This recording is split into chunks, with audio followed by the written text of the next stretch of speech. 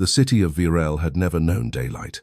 The sky above it remained the color of old ash, unmoving, as if time itself had grown tired and refused to pass. The only light that existed came from the soul lamps, hung along the narrow, crooked streets, their pale flames trembling behind iron cages, like something that feared being seen. People said each lamp held a fragment of the dead, small, flickering remnants of those who had once lived, now reduced to fuel, now reduced to memory. They said those lights were the only thing keeping the darkness beyond the walls from swallowing everything whole. No one knew if that was true anymore, but no one dared to test it. Aren was only a lamplighter, a name no one bothered to remember, a shape that moved between shadows, a pair of hands that climbed cold iron poles night after night while the rest of the city slept or pretended to. He walked the same streets, traced the same routes, lit the same dying flames with the same quiet precision, and if he slipped, if he fell, if he simply vanished one night, the lamps would still be lit by someone else before dawn that never came.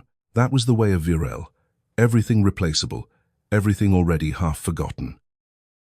The stones beneath his boots were slick with damp, the air thick with the smell of rust, and something faintly sweet that clung to the back of the throat, like rot trying to disguise itself as memory. Above him, the lamp swayed gently, though there was no wind. He noticed that sometimes, noticed and chose not to think about it. Thinking too much in Virel had a way of leading people to places they did not return from. He stopped at the 12th post in the alley he knew better than his own reflection, resting one gloved hand against the cold metal before climbing. The iron bit through the fabric anyway, it always did. The flame inside the cage was dimmer than it should have been, its light thin and sickly, like a breath drawn too late. "Figures," he muttered under his breath, voice swallowed almost immediately by the silence around him. The higher he climbed, the quieter the world became, until even the distant drip of water and the occasional shuffle of unseen things between walls faded into nothing. Only the lamp remained, only the light. He reached it, unlatching the small door with practiced fingers, and for a moment he simply stared. The flame did not behave like fire. It did not crackle or dance or consume. It pulsed, slowly, like a heart remembering how to beat. Aren hesitated. It was small, barely noticeable, the kind of hesitation that would have meant nothing to anyone else. But to him, it felt like something tightening around his chest. Then he did what he had always done. He leaned closer. That was when he heard it. Not a sound, not exactly, but something that brushed against the inside of his mind, soft and thin and impossibly distant. "Don't let it go out." Aren froze. The words were not spoken, yet they were unmistakable. They were not imagined, yet they did not belong to the world he stood in. His fingers tightened around the edge of the lamp's casing. He waited, breath shallow, eyes fixed on the trembling light. Nothing came after. No echo, no repetition, no explanation. Just the flame, still pulsing, still watching. Aren swallowed and forced himself to move, striking the small vial at his belt and feeding the light as he had been taught. The flame brightened slightly, though never enough to feel alive. Never enough to feel warm. When he closed the latch and began his descent, the darkness below seemed thicker than before, as if it had crept closer while he was not looking. He told himself it was nothing, that it was the cold, that it was exhaustion, that it was the way the city always felt when you stayed too long in one place. He told himself many things, because the alternative, the idea that the lamps were not just light, that they were not just tools, that they might be aware, was not something he was willing to carry home with him. And yet, as his boots touched the ground and he stepped back into the narrow alley, he could not shake the feeling that something had shifted.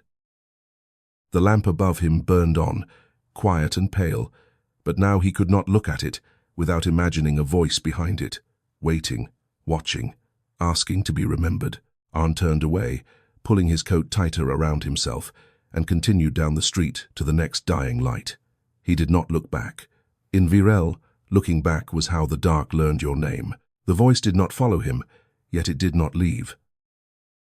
It lingered somewhere beneath his thoughts, like a splinter buried too deep to remove, felt only when he moved the wrong way.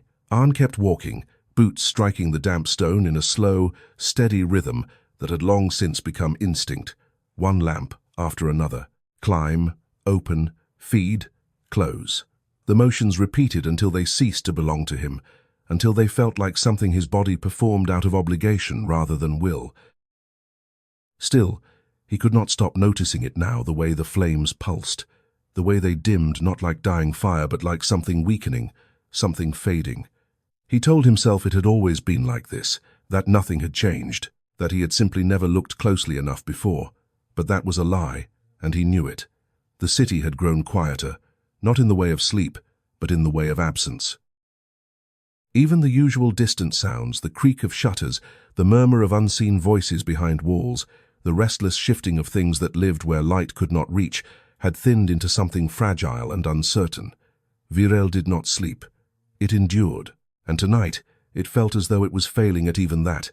By the time he reached the end of his route, his fingers were numb beneath the gloves, his breath shallow from the cold that never quite left his bones. He lingered a moment beneath the last lamp, watching the pale light tremble overhead, and for the first time in years, he found himself wondering how many of them were left, not lit, not standing, but alive, in whatever broken way the city defined such things. He did not count. He had learned not to measure anything in Virel that might run out.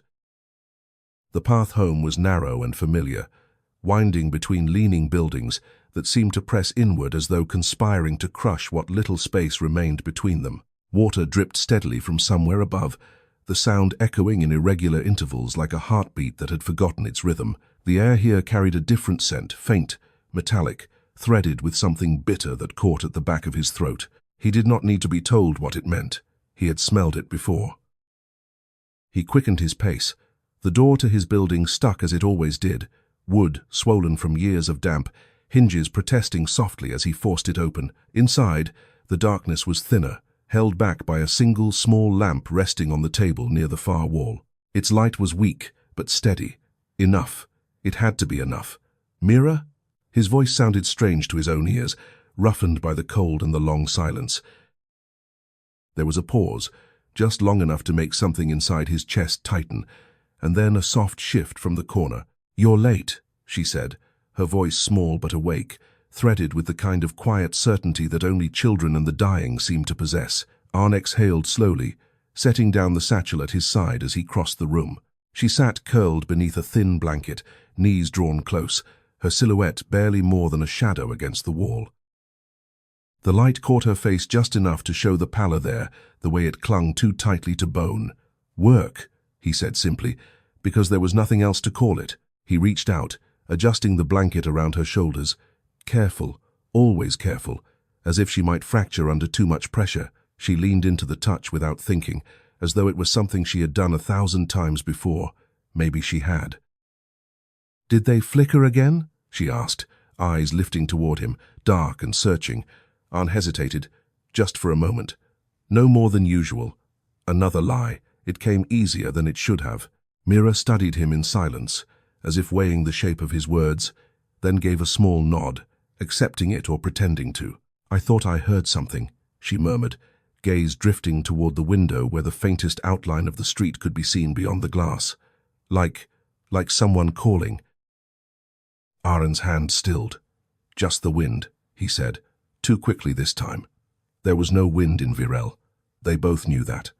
Mira did not argue. She rarely did. Instead, she shifted slightly, drawing the blanket closer around herself, and it was then that he noticed it, the way her breath hitched, the way her shoulders tightened with the effort of something she was trying to suppress. "Mira," he knelt beside her, one hand coming to rest lightly against her back. "What is it?" She shook her head at first, stubborn in the small way she always had been, but the moment did not hold. It never did anymore. A thin, dry cough escaped her, sharp enough to cut through the quiet, and then another, and another, each one pulling something deeper from her chest. Aren felt it before he saw it, the cold that followed, heavier than the air around them, settling into the space like a presence. When she finally pulled her hand away from her mouth, something dark clung to her palm. Not blood, not quite. It crumbled at the edges, fine and weightless, like ash that had forgotten it had once been something else. For a second, neither of them moved. The room seemed to hold its breath. Aren reached out slowly, his fingers hovering before he forced himself to close the distance, brushing the residue from her hand with a gentleness that bordered on fear. It left a faint smear against his glove before breaking apart entirely, dissolving into nothing. Mira watched him, her expression unreadable, as if she were waiting for him to tell her what it meant. He did not, because he did not know, because he did not want to know. "It's nothing," he said at last, his voice quieter now, thinner. "Just the cold." Another lie. This one tasted different. Mira's gaze lingered on him a moment longer, then dropped, her fingers curling slightly as if remembering the shape of what had been there. "It felt warm," she whispered. Aren did not answer. He could not. Somewhere, far beyond the walls of the room, a lamp flickered. He did not see it. He did not hear it. But he felt it all the same, like something in the world had just been taken, something small, something fragile, something that would not be returned. And for the first time, as he looked at the faint traces of black dust still clinging to the seams of his glove, Aren understood that whatever was happening to the city, it was already inside his home. Morning did not come to Virel, but time moved all the same. Aren knew it not by light, but by the way the air thickened, by the faint change in the city's silence, by the slow, invisible shift that told him another cycle had passed. Mira did not sleep well.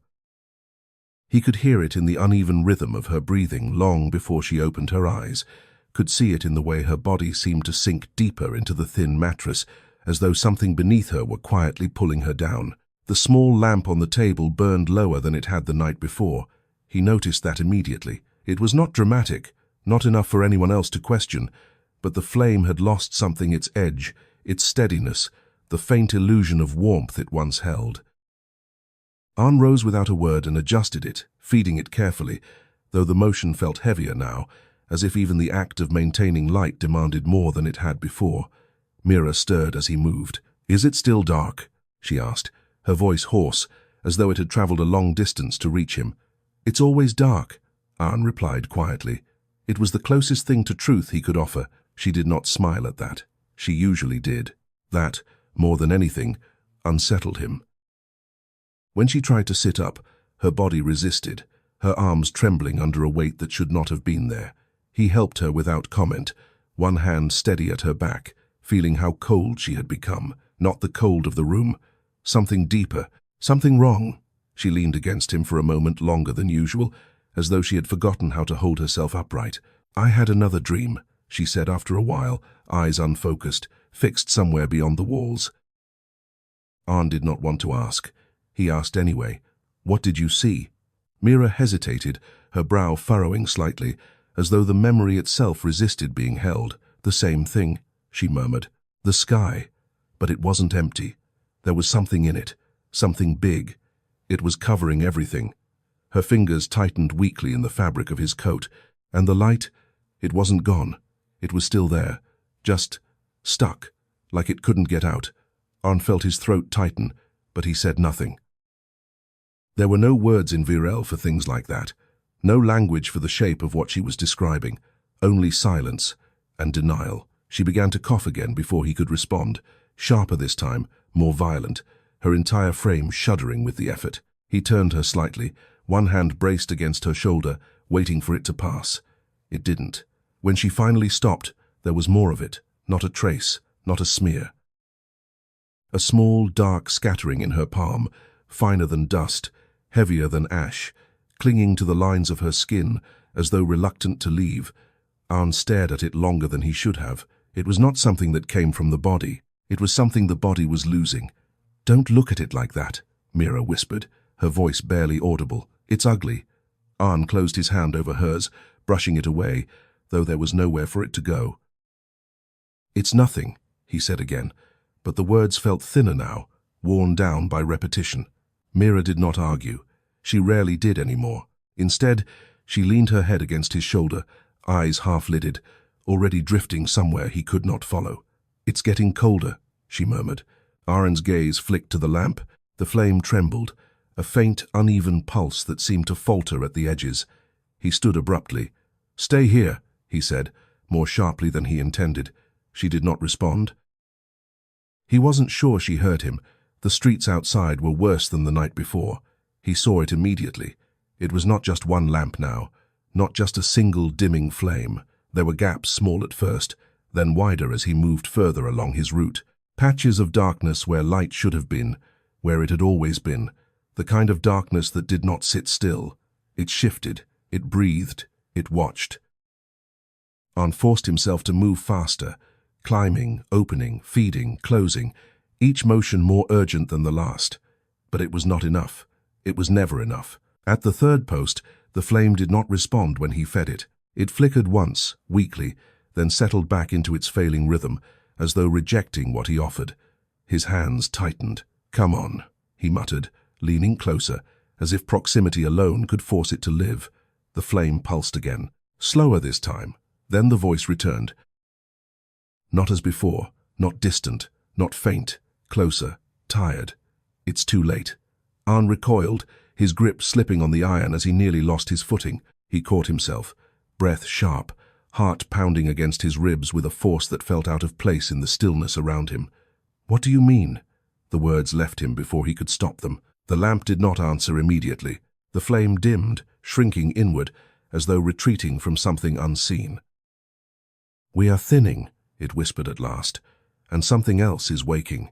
Aren felt the cold deepen, pressing against his skin, slipping beneath it, settling somewhere near his bones. "Stop," he said, more to himself than to the voice. "You're just—" He didn't finish the thought. He couldn't, because he knew it wasn't true.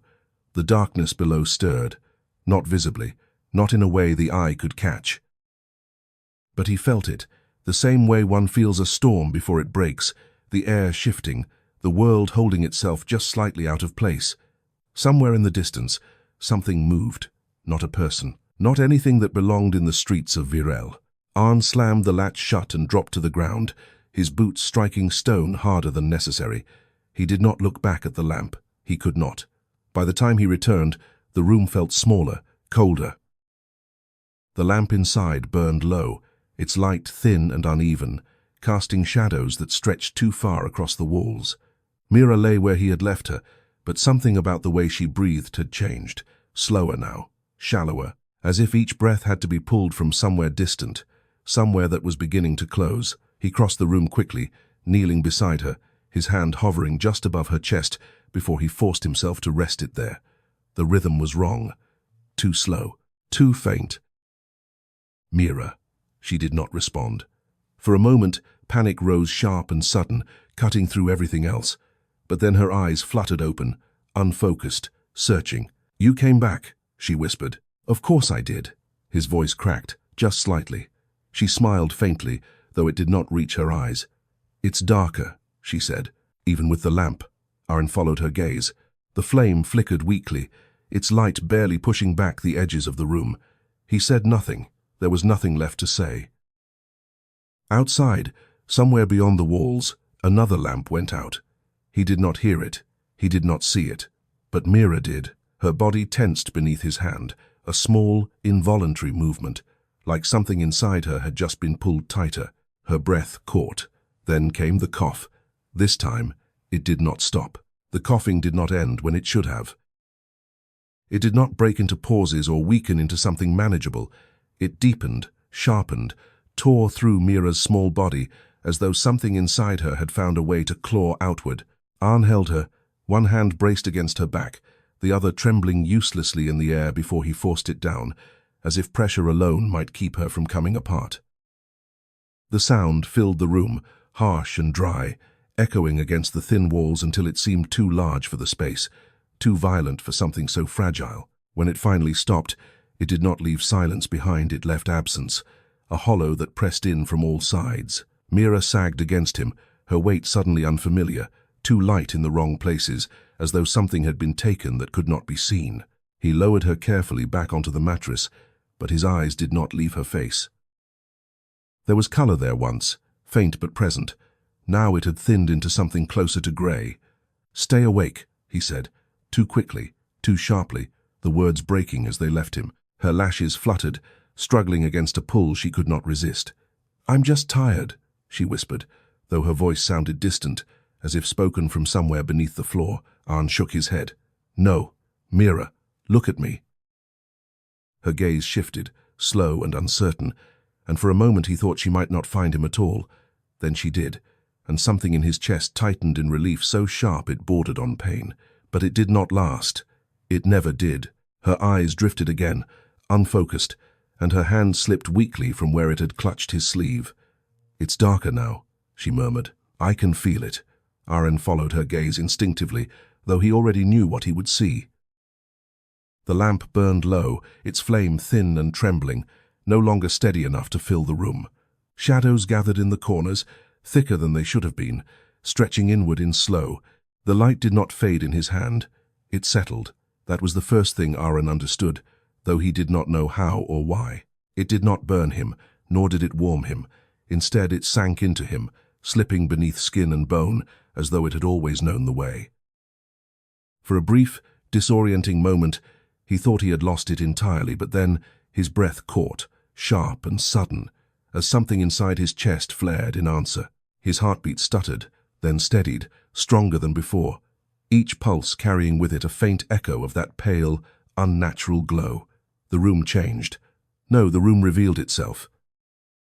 The shadows did not vanish, but they retreated just enough to show their edges, their shapes, the places where they bent too sharply or stretched too far, as if they had been forced into forms that did not belong to them. Aren inhaled slowly, and the air felt different in his lungs, thinner yet heavier, as though it carried something more than breath alone. Behind him, the lamp gave one final, weakened flicker before collapsing into darkness. It did not go out all at once. It dimmed in stages, each pulse smaller than the last, until there was nothing left to hold it together. The absence it left behind was immediate and absolute. Aren turned only when Mira stirred again. The movement was faint, barely more than a shift in the blankets, but he felt it before he saw. It felt the change in her presence, the way something that had been slipping now resisted.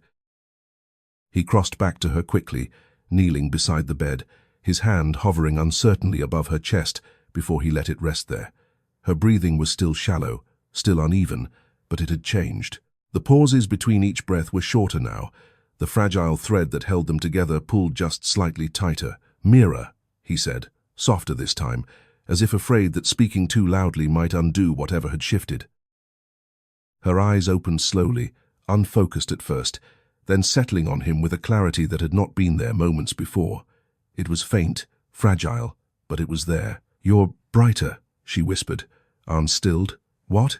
She blinked, as though struggling to understand her own words. "It's not the lamp," she murmured, her gaze drifting toward his chest, lingering there in a way that made something cold coil tightly beneath his ribs.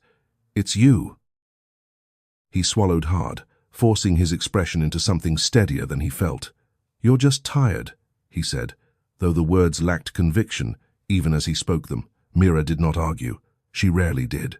Instead, she closed her eyes again, her breathing settling into a rhythm that, while still weak, no longer carried the same immediate threat of stopping altogether.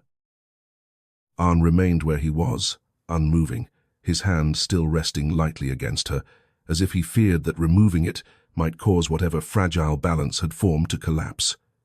The light inside him pulsed again. He felt it this time not just as warmth or sensation, but as awareness. It spread outward from his chest, slow and deliberate, brushing against the edges of the room, touching the walls, the floor, the thin air between them. And in return, something answered. Not a voice, not yet, but a presence, faint and distant, like an echo waiting to become a sound. Aren's gaze lifted slowly, drawn toward the darkened lamp across the room. It was empty now, nothing more than cold metal and glass, its purpose stripped away. He should have felt something, guilt, perhaps, or unease. Instead, there was only a quiet understanding settling into place. The lamp had not died. It had been taken. The thought came unbidden, and with it, a second realization that struck harder than the first. If the light could be taken, then it could be taken again. Aren looked down at his hands, turning them slightly in the dimness. They did not glow. There was no visible sign of what he had done, no mark to distinguish him from what he had been before. And yet, everything had changed. He could feel it in the way the world pressed differently against him, in the way the silence of Virel no longer felt empty, but full, crowded with something just beyond understanding. Outside, Somewhere in the distance, a sound rose low, dragging, too heavy to belong to anything human. Aren's head turned sharply toward the window. He could not see it, but he knew it was there, moving, searching. The darkness beyond the walls had always been present, a distant threat held at bay by the fragile network of light that defined the city. Now, for the first time, it felt closer, not because it had moved, but because he had. He stood slowly, careful not to disturb Mira, and crossed the room toward the window. The glass was clouded with moisture, obscuring what little of the street might have been visible. He wiped it away with the edge of his sleeve, and for a moment, the world outside came into focus. There were fewer lights than there had been before. He knew that without counting, knew it in the same instinctive way he now knew the rhythm of the city's slow decay. The gaps between them had widened, leaving stretches of darkness that seemed too deep, too complete, and in one of those spaces, something shifted. Aren did not see it clearly. It did not allow itself to be seen. But the movement was enough, the suggestion of shape, of mass, of something that did not belong to the world above. His breath slowed, not from calm, but from the weight of what he understood. The lamps had been holding it back. Not forever, not completely, but enough.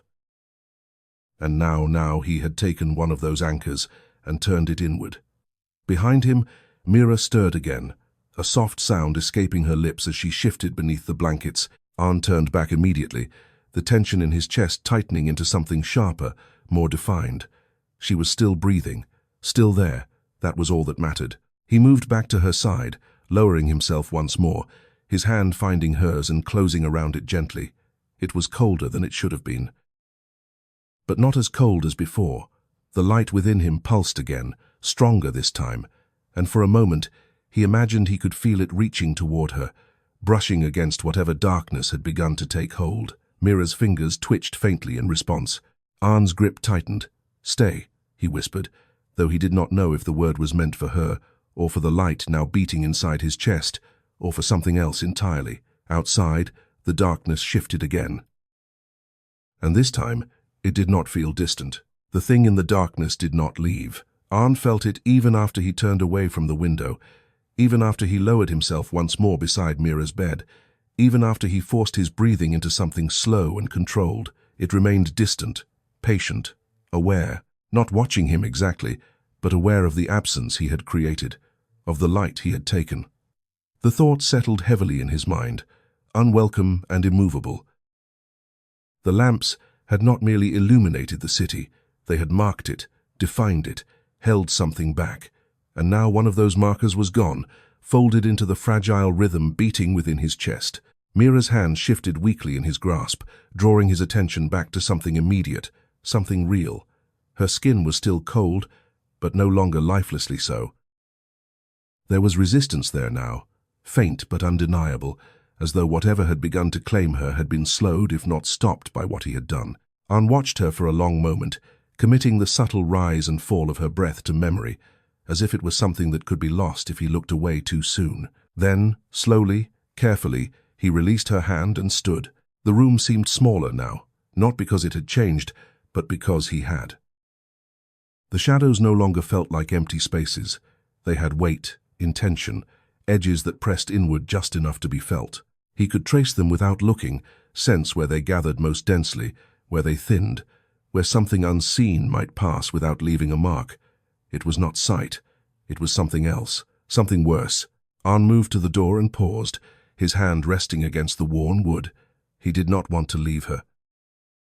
The thought came sharp and immediate, cutting through everything else. If he stepped outside, if he lost whatever fragile hold he had gained, if the darkness took something more, but staying would not stop it. He knew that now. The light inside him pulsed again, slow and deliberate, and with it came a quiet certainty that felt too close to instinct to be ignored. What he had taken was not enough, not for the city, not for her. Aren opened the door. The hallway beyond was narrow and dim, lit only by the faint spill of light from distant rooms that had not yet gone dark. Even here, he could feel it, the subtle absence where lamps should have been, the way the building seemed to lean into itself, as if bracing against something pressing from the outside. He moved quickly, descending the uneven steps and stepping out into the street without looking back. The cold struck immediately, sharper than before, biting through fabric and into skin. But it no longer reached him the same way. It felt distant, dulled by the steady, unnatural warmth spreading from his chest outward. The street was quieter than it had ever been. Not empty, never empty, but subdued, as though whatever lingered in the alleys and behind shuttered windows had drawn back, waiting. Aren stepped forward, his gaze lifting to the nearest lamp. It flickered weakly, its light thin and unstable, the same way the one in his room had been before he had taken from it. He did not hesitate this time. He climbed. The motion was smoother now, faster, as though his body had shed some of its previous weight. When he reached the top, he unlatched the cage and leaned in, his hand already moving toward the flame before the thought could fully form. The cold struck again, but it did not stop him. The flame resisted, just as the first had, its pulse tightening, drawing inward as if bracing against what it understood was coming. Aren closed his fingers around it anyway. The moment it broke free, something shifted below him. Not the ground, not the air, something deeper. The darkness responded. It did not surge forward. It did not lash out. It tightened, like a muscle flexing in recognition. Aren dropped back to the street, the second fragment of light now settling into him, merging with the first, the pulse within his chest quickening, growing stronger, louder, harder to ignore. He exhaled slowly, his breath steady despite the sudden rush of awareness flooding his senses. The world sharpened further, sounds stretched, layered, revealing things that had always been there but had never been heard. The distant scrape of something dragging across stone. The faint, irregular tapping of movement just beyond the reach of light. The low, constant hum beneath everything, no longer distant but rising, as though whatever lay beneath the city had drawn closer to the surface. Aren turned his head slightly. There, at the edge of the next street, where the lamps failed to reach, something moved. Not quickly, not aggressively. It did not need to. It knew he had seen it, or felt it. Its shape refused definition, edges dissolving into the surrounding dark, but its presence was undeniable, heavy, deliberate, wrong. For a moment, neither of them moved. The space between them held, stretched thin by something that had not yet decided which way it would break. Then the thing stepped forward. Not fully, not into the light, just enough for the suggestion of form to emerge, a distortion in the air, a bend in the world that should not have existed. Aren's hand tightened at his side, fingers curling instinctively as the light within him flared in response. It was not a conscious decision. It was reaction, recognition. The thing paused, the air shifted, and then, slowly, almost curiously, it withdrew, not retreating, not fleeing, simply slipping back into the space it had occupied before, as though it had only come close enough to understand what he had become. Aren remained where he was, breath steady, body still, until the presence faded just enough for the tension to loosen from his chest. It had not attacked. It had not needed to. The understanding settled slowly, heavily, as he turned his gaze back to the lamp above him, the empty cage, now dark, now useless. He had taken another, and in doing so, he had made something else aware of him. Behind him, far down the street, another light flickered. Aren did not hesitate. He moved toward it. By the time Aren returned, the city no longer felt like something he walked through, but something that pressed back against him with equal intent. The streets had grown thinner, not in width, but in substance, as if the space between walls and shadows had begun to collapse into something narrower, something more deliberate. He did not count how many lamps he had taken. He had stopped counting after the third, when the rhythm inside his chest had changed from a single pulse into something layered, something heavier, something that no longer belonged entirely to him. Each fragment of light had not simply joined the others, it had deepened them, thickened them, until what lived within him felt less like flame and more like a presence. It moved when he moved. It listened when he listened. It remembered. The darkness, in turn, had begun to answer more clearly. He could feel it now without searching for it, the way it gathered in the absence of light, the way it folded into corners and stretched between structures, the way it lingered just beyond the threshold of visibility like breath held too long. It was no longer distant. It was waiting. When he reached the door, his hand lingered on the handle for a moment longer than necessary, not from hesitation, but from something closer to dread. He did not know what he would find inside. He did not know if what he had taken would be enough, or if it had already gone too far. The door gave way beneath his hand with the same reluctant creak, the sound cutting through the quiet like something that should not have been made. The room beyond was darker than before, not completely, not yet, but the light that remained no longer held its ground. It wavered, strained, its edges thin and uncertain, as though it were being pressed inward by something unseen. Aren stepped inside quickly, closing the door behind him, the outside world sealing away with a final, hollow thud. Mira. Her name left him before his eyes had fully adjusted, the word carrying more weight now than it ever had. There was no answer at first, only the faint sound of breathing, slower than it should have been, uneven in a way that made his chest tighten painfully. He crossed the room in 2 strides, dropping to his knees beside the bed, his hand already reaching for her. Her skin was colder again, not the gradual cold of before, but something sharper, deeper, as if whatever warmth had returned had been pulled away in his absence. Her eyes were closed, her expression slack, but not peaceful. There was tension there, subtle, but present, like something inside her was resisting something else. "Mira," he said again, softer this time, his voice closer to a whisper. Her lashes trembled, then lifted slowly, revealing eyes that struggled to focus. When they found him, they should not brighten. They searched. "You left," she said, her voice barely more than breath. Aren felt the words settle somewhere deep, somewhere that had not yet hardened against the weight of everything else. "I came back." It sounded insufficient even as he said it. Mira watched him for a long moment, her gaze moving over his face, then lower, as though tracing something she could not see. "It's louder now," she murmured. Aren stilled. "What is?" Her fingers twitched weakly against the blanket. "The dark," she said. "It's not far away anymore."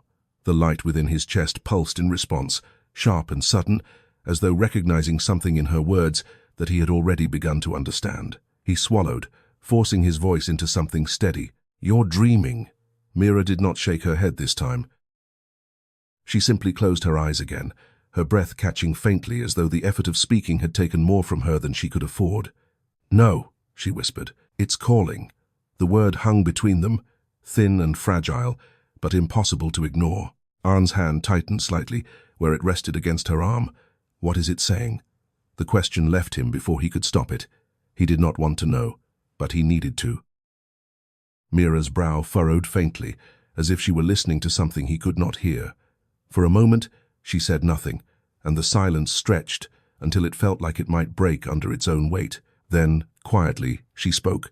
"It says the lights are wrong."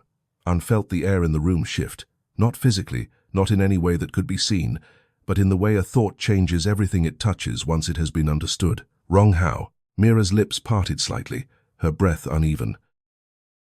"They're not supposed to hold it back," she murmured. "They're supposed to feed it." The words settled heavily, pulling something cold through Aren's chest that the light inside him could not burn away. He did not move. He did not speak. For the first time since he had begun taking from the lamps, doubt rose not about what he had done, but about what it meant. If the lights were not a barrier, if they were something else entirely, then what had he been doing?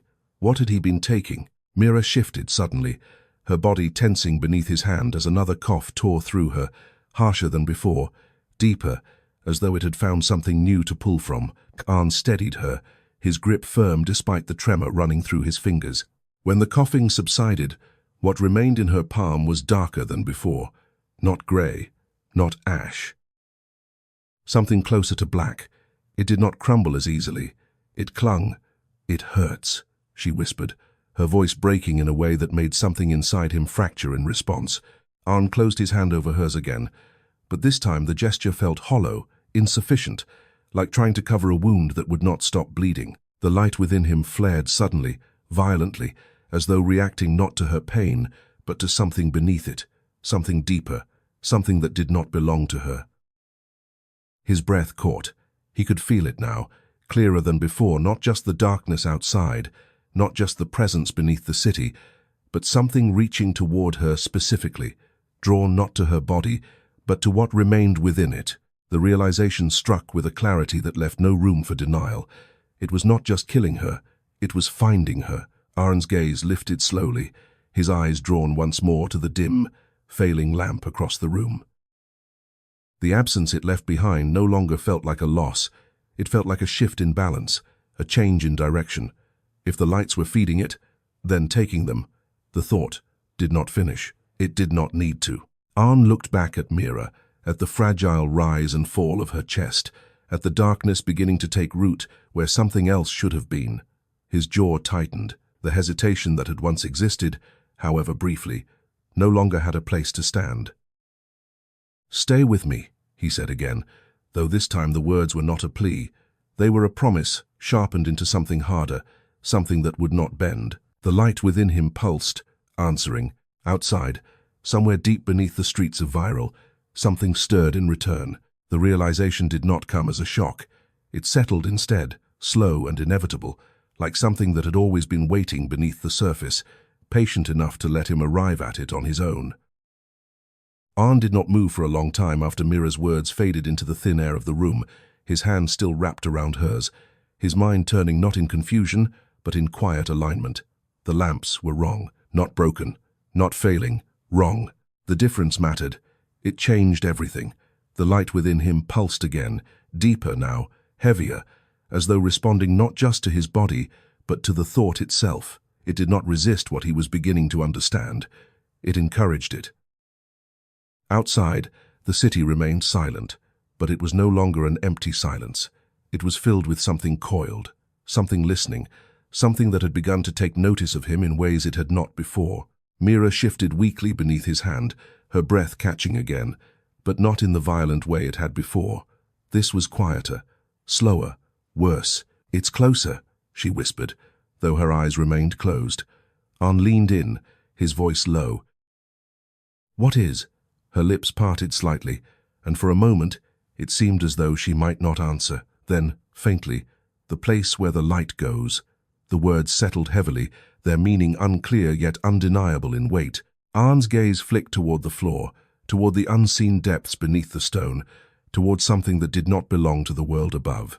He could feel it now, not just as a distant hum, but as a pull, subtle, constant, like gravity turned inward. The light inside him reacted immediately, flaring in quiet opposition, as if refusing to be drawn in the same direction. Aren exhaled slowly, his thoughts narrowing into something sharper, more defined. If the lamps were not holding the darkness back, if they were feeding it, sustaining it, anchoring it, then every flame he had taken had not weakened the city. It had changed its balance, redirected it, but not enough. Not yet. Mira's hand tightened faintly around his, the movement so slight it might have been missed if he had not been watching for it. "Don't go down there," she murmured, her voice barely more than a breath. Aren stilled. "Where?" Her brow furrowed faintly, as though the question itself confused her. "Where it's waiting," she said. "It's hungry." The word lingered, heavier than it should have been, stretching beyond metaphor into something disturbingly literal. Aren's grip tightened unconsciously. "I'm not going anywhere," he said, though even as he spoke, he knew it was not entirely true. Mira did not respond. Her breathing settled again, shallow but steady, her body slipping into a fragile stillness that felt less like rest and more like suspension. Aren remained beside her for a moment longer, his gaze fixed on her face, memorizing every detail as though it were already being taken from him. Then, slowly, he stood. The room felt different now, smaller, thinner, as if whatever lay beneath it had begun to press upward, reducing the distance between above and below. The dark corners no longer simply held shadow, they leaned, stretched, shifted with a quiet intent that no longer tried to hide itself. Aren turned toward the door again, but this time he did not hesitate. The decision had already been made. It had been forming long before he had understood it. The light within him pulsed, stronger than before, not as guidance, but as confirmation. When he stepped outside, the city did not greet him with silence. It breathed. He could hear it now, clearly, a slow, uneven rhythm that did not belong to wind or stone, or any living thing that walked its streets. It came from below. The lamps that remained flickered weakly, their light stretched thin across widening gaps of darkness, and in those gaps, movement lingered, not aggressive, not immediate, but present in a way that could no longer be ignored. Aren walked past them without stopping. He did not climb. He did not reach for the fading flames. Not yet. His path had shifted. The pull beneath his feet grew stronger with each step, guiding him not toward the next lamp, but toward something else entirely, something deeper, something older. The streets narrowed, twisting into unfamiliar shapes as he moved further from the routes he had walked his entire life. The buildings here leaned closer, their walls damp and cracked, their windows dark and unwatching. Few lamps burned in this part of the city. Fewer still held any real light. Aren did not need them. The glow within him had begun to bleed outward, not visibly, but perceptibly, sharpening the edges of the world just enough for him to navigate without stumbling. The air grew heavier as he descended, each step carrying him further from the surface, further from the illusion of safety the city had maintained for so long. The ground beneath his feet shifted from stone to something rougher, less maintained, as if this part of Virel had long since been abandoned by those who still believed in order. The pull became undeniable. It was no longer subtle, it was direction. Ahead, the path opened into a wider space, a hollow beneath the city where the architecture above no longer mattered, where structure gave way to something older, something that had not been built so much as uncovered. Aren stopped at the edge of it, his breath steady despite the pressure building in his chest. The darkness here was different. It did not hide. It did not recede. It gathered, and at its center, something shifted, not fully visible, not yet, but present in a way that made the rest of the world feel secondary. The light within him flared sharply, reacting not with fear, but with recognition. Aren did not step forward. Not yet, but he did not step back either. Because for the first time since he had taken the first flame, he understood something clearly, something that left no room for doubt. The city was not dying, it was being consumed, and whatever lay beneath it was not waiting to rise. It was waiting to be fed. Aren did not remember climbing back. The path that had led him downward seemed to fold in on itself, as if the city refused to acknowledge that such a place existed at all. And when he found himself once more at the threshold of his door, the memory of the hollow beneath Virel lingered not as a clear image, but as a pressure behind his thoughts, something vast and patient that had seen him and chosen not to act yet. His hand hovered against the wood for a moment, the faint pulse of light within his chest uneven now, disturbed by what it had sensed below. It was no longer simply reacting. It was resisting. He pushed the door open. The room had not changed, and yet it felt altered in a way that could not be named. The lamp on the table still burned, though weakly, its glow thin and strained, barely enough to outline the edges of the space. Mira lay where he had left her, but the stillness that held her now was different. It was too complete, too quiet. Mira, the word left him before he had fully crossed the room, but it did not reach her. Or if it did, it found nothing to answer it. He dropped beside the bed, one hand already reaching for her, and the moment his fingers brushed her skin, the cold struck deeper than before, not the creeping chill of illness, but something hollow, something emptied. His breath caught. No. It was not a denial. It was an instinct, a refusal that rose before understanding could settle. Her chest rose, once, then stilled for too long, then rose again, faint and fragile, like something remembering how to live instead of actually doing it. Aren leaned closer, his ear near her lips, counting the silence between each breath, each second stretching longer than it should have been. When she finally spoke, it was not his name that came first. "It's open," she whispered. Aren froze. "What is?" Her eyes did not open, her lips barely moved. "The place," she murmured. "It's not closed anymore." The words sank into him, heavy and irreversible. He felt it then, not just the presence below, not just the pull, but the absence above, the lamps. Not all of them, but enough. Enough to change something fundamental, enough to shift the balance he had only begun to understand. Mira's fingers moved weakly, searching, until they found the fabric of his sleeve. Her grip was barely there, but it held. "It's looking," she said. Aren swallowed, his throat tight, his voice forced into steadiness. At what? For a moment, there was no answer. Then, slowly, her eyes opened. They did not focus on him. They did not search. They fixed on something beyond him, something that was not in the room. At me. The word landed softly, but it did not need force. Aren felt it in the way the light within him flared, sharp and immediate, not in response to fear, but in recognition of something approaching. "No," he said, more firmly now, his hand tightening around hers. "It's not taking you." Mira's expression did not change. There was no fear there. That was what made it worse. "It doesn't need to," she whispered. "It already knows where I am." The silence that followed was not empty. It was waiting. Aren could feel it pressing in from all sides, the space between breaths tightening, the air itself growing heavier, as though something unseen had begun to settle closer to the surface.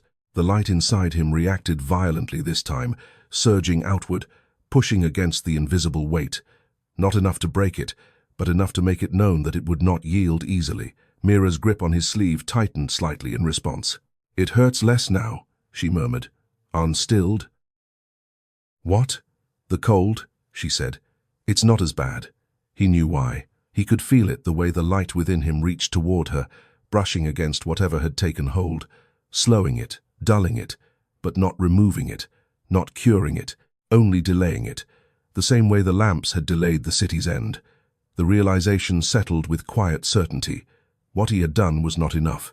It would never be enough. Mira's gaze shifted then, slowly, until it finally found him. For a moment, just a moment, there was clarity there, recognition. "Aren," she said, and his name in her voice felt like something breaking and mending all at once. He leaned closer immediately. "I'm here." Her eyes searched his face, as though memorizing it, as though something inside her knew it might not be able to hold on much longer. "Don't let it take me," she whispered. The words were simple. They did not need to be anything else. Aren's breath faltered, but he did not look away.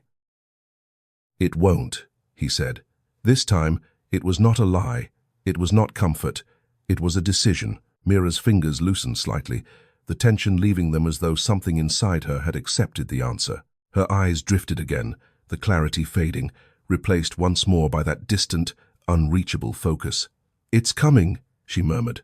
Aren felt it before she finished the words, not from below this time, not entirely. Something had shifted. The presence he had sensed in the hollow beneath the city was no longer contained to one place. It had begun to reach upward, outward, spreading through the spaces the lamps no longer touched. The darkness in the corners of the room thickened, not visibly, but undeniably, pressing closer, testing the boundaries of what remained. The lamp on the table flickered violently, its flame shrinking, stretching, struggling to hold its shape. Aren stood slowly, his hand slipping from Mira's as he turned toward it. For a brief moment, the old instinct returned the reflex to preserve it, to feed it, to keep it alive. Then it passed. He reached for it anyway, not to save it, but to take it.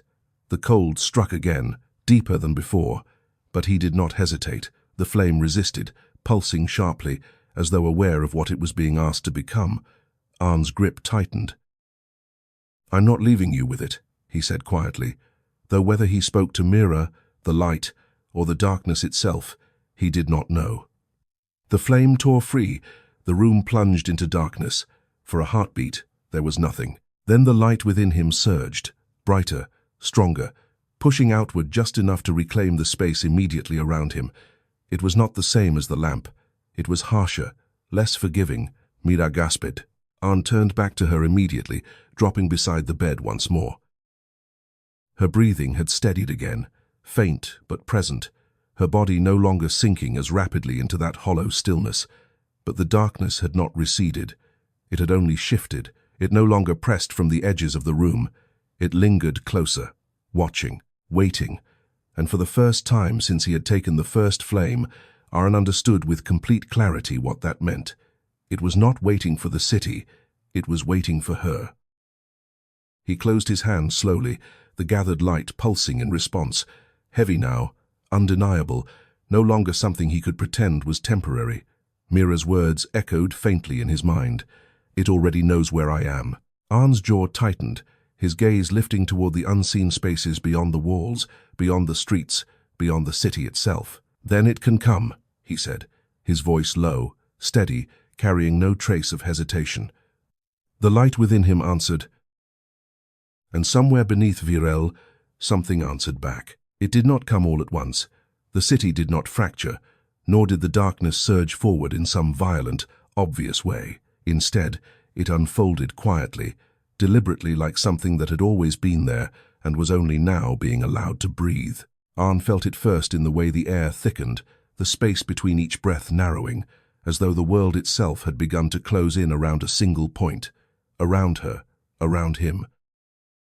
The light within his chest pulsed harder, faster, no longer steady but straining, as if pressed against something vast and unyielding. Mira lay beneath his hand, her breathing fragile but present, each inhale drawn with effort, each exhale thinner than the last. He could feel the darkness touching her now, not as pain, not as cold, but as absence, as something that sought to hollow her out from within and leave nothing behind but a shape that could still be used. "Stay with me," he said again, though the words had begun to lose their meaning, worn down by repetition, by fear, by the slow erosion of certainty. Mira did not answer.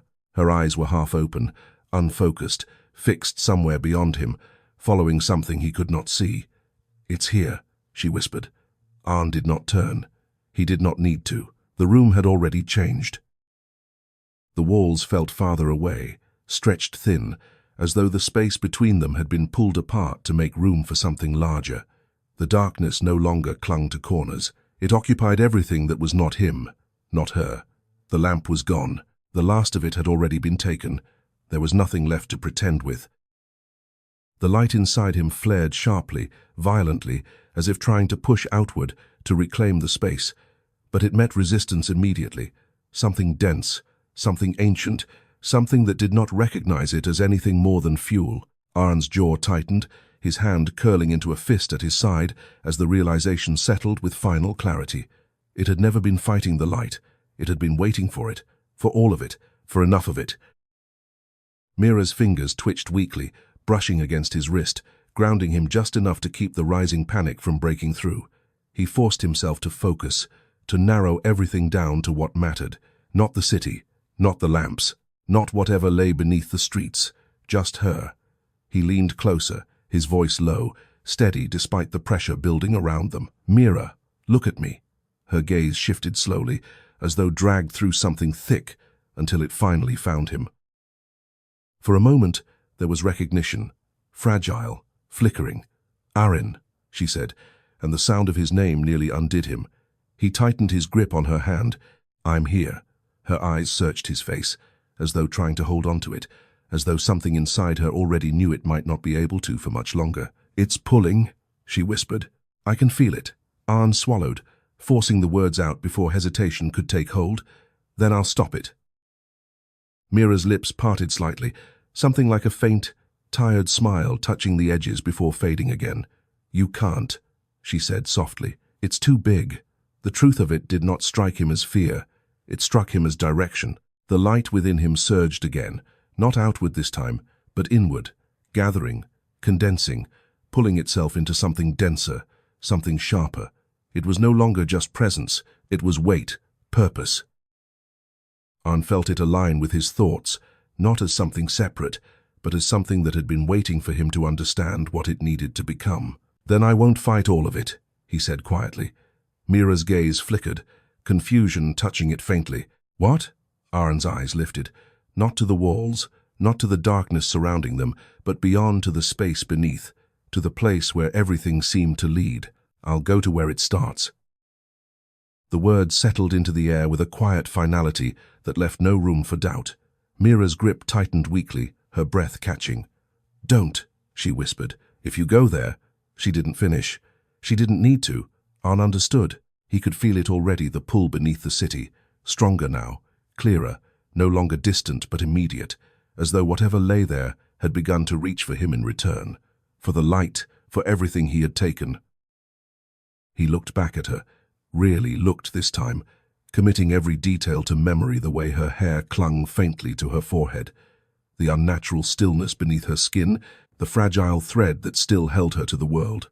"If I don't," he said softly, "you won't make it through the night." The words did not break. They did not waver. They did not need to. Mira's eyes closed slowly. Not in surrender, but in understanding. Her fingers loosened slightly in his grasp, then tightened again, as though anchoring herself to him one last time. "Come back," she murmured. Aren did not answer immediately.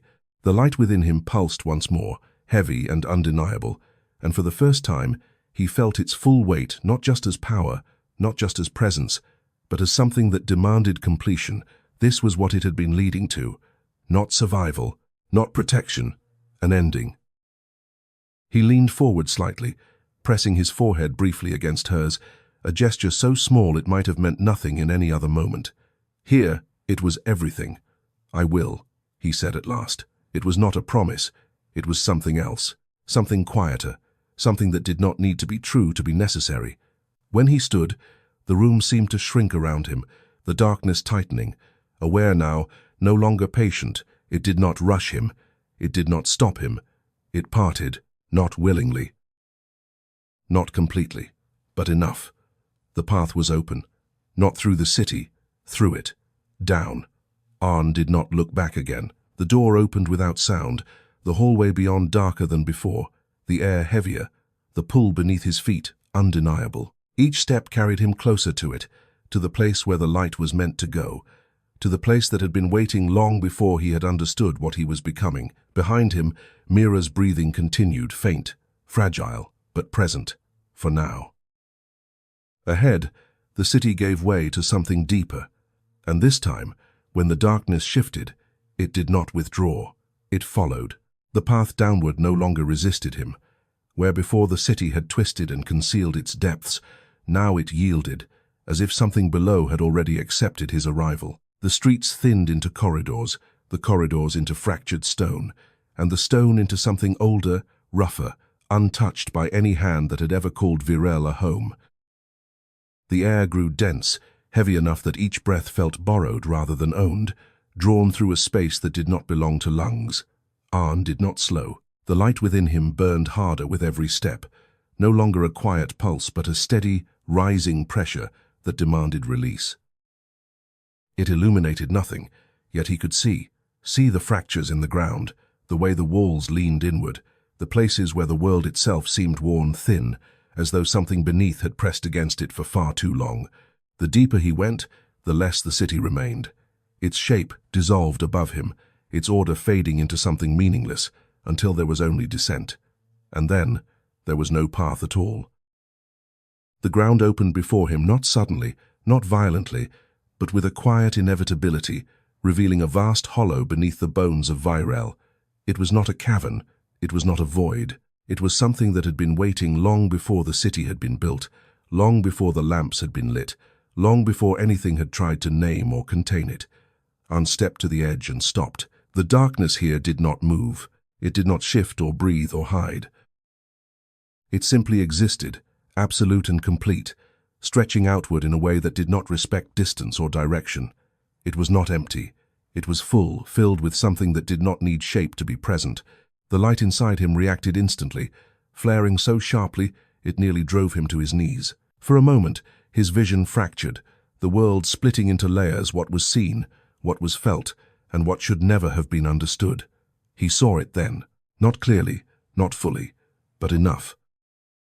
A vastness that did not belong to size, a presence that did not belong to form, something that had no beginning and no edge, coiled not in space but through it, threading beneath the city like a wound that had never closed. It did not look at him. It did not need to. It knew. Aren steadied himself, his breath shallow but controlled. His hands clenched tightly at his sides as the light within him surged in response. No longer resisting, no longer questioning. It recognized this place. It had always been meant for it. The realization came not as fear, but as finality. The lamps had not been protecting the city. They had been feeding this, sustaining it, keeping it contained not by force, but by offering. A slow, measured consumption. And he had taken that offering and made it whole again. Not scattered across streets and alleys, not diluted across 1,000 fragile flames, but gathered, concentrated, enough to matter. The darkness shifted then, not outward. Not toward him, inward, as if acknowledging the change, as if recognizing what he carried. Aren took a step forward. The ground did not give way. though it should have. There was no surface to hold him, no structure to support weight, and yet he did not fall. The space beneath him held, not as ground, but as something that allowed him to exist within it. The light in his chest burned brighter, heavier, each pulse sharper than the last, as if urging him forward, urging him closer. "You've been waiting," he said, his voice low, steady despite the pressure that threatened to tear it apart before it could form. There was no answer, not in words, but something responded. The vastness shifted again, a subtle tightening, a recognition of intent. Aren took another step, and another. The city above no longer existed. There was only this, only the weight of something ancient and unending, and the fragile, gathered light that now stood before it. The presence pressed closer, not physically, but in awareness, in pressure, in the way it bent everything around it toward itself. It did not hunger in the way Mira had described. It did not need to reach. Everything already belonged to it. Everything already led here, except him. The difference mattered. The light within him flared violently, reacting not with fear, but with defiance, pushing outward against something that had never been challenged, not truly, not in any way that mattered. Aren felt it then, the resistance, not from the darkness, from the light itself. It did not want to be released. Not like this, not all at once. It had been content in fragments, in slow consumption, in quiet, unnoticed sacrifice. This was an ending, and endings were not what it had been made for. Aren's hands trembled slightly as he raised them, fingers curling as if grasping something invisible yet impossibly heavy. "You're not taking her," he said, his voice sharper now, cutting through the oppressive stillness with something that did not belong there. The presence shifted again, closer, not aggressive, not defensive. Simply acknowledging the statement as something irrelevant, Mira's face flickered through his mind, then not as memory, but as something immediate, something that existed in the same space as this, something that had already been touched by it. The way her breath had faltered, the way her voice had thinned, the way she had said it was looking. Aren's jaw tightened, the hesitation broke, the light surged. It did not wait for permission, it did not ask. It tore outward, pulled free not from his hands, but from his chest, from the space where it had rooted itself, where it had grown too large to contain. The pain came instantly, sharp and consuming, as though something essential had been ripped from him without care for what it left behind. He did not fall. He did not cry out. He held it in both hands now, no longer hidden, no longer internal, a concentrated mass of pale, burning presence that pulsed with a force that distorted the space around it. The darkness reacted. For the first time, it did not simply exist. It moved, not toward him, not in attack, but in response, in recognition of something it had not encountered in this form before. Aren stepped forward. The distance between them, if distance could even be measured here, collapsed, not physically, but conceptually, as though the act of closing it had been inevitable from the moment he had taken the first flame. "You can have it," he said quietly, his voice steady despite the blood beginning to fill his mouth, the taste of iron sharp and real against everything else that was not. "All of it." The light flared violently in his hands, resisting, fracturing, as though trying to break apart into the smaller, manageable pieces it had once been. Aren tightened his grip. "But you don't get her." The words did not echo. They did not need to. They existed. And then he let go, not of the light, of himself. He stepped into it.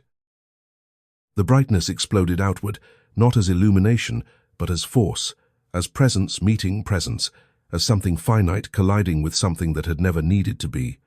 The darkness did not retreat. It did not break. It absorbed. It consumed. But this time, it was not fed slowly, not gently. It was flooded. The gathered light surged into it all at once, too much, too fast, too concentrated to be contained in the way it had always been. For the first time, something in that vast, endless presence fractured, not visibly, not in a way that could be seen, but in a way that could be felt, a disruption, a break in the endless continuity that had defined it. Aren felt himself dissolving within it, the boundaries of his body fading, his thoughts thinning, his awareness stretching too far to hold together. The pain did not stop. It became irrelevant. The last thing he held on to was not the city, not the darkness, not the light. It was her, the way she had said his name, the way her hand had felt in his, the way she had asked about the sun. Then, even that began to slip, and the darkness, finally, truly changed. The change did not announce itself. It did not arrive with light breaking through the sky or some sudden shattering of the world above. It began in silence, deeper than anything Virel had ever known. The pressure that had always lingered beneath the city, that constant, unseen weight pressing upward through stone and bone and breath, loosened, not vanished, not destroyed, loosened, as if something within it had been forced to shift, to recoil, to make space where none had ever been given. The darkness did not disappear. It thinned, it unraveled in places, its edges no longer absolute, its presence no longer complete, and in that fracture, something else emerged.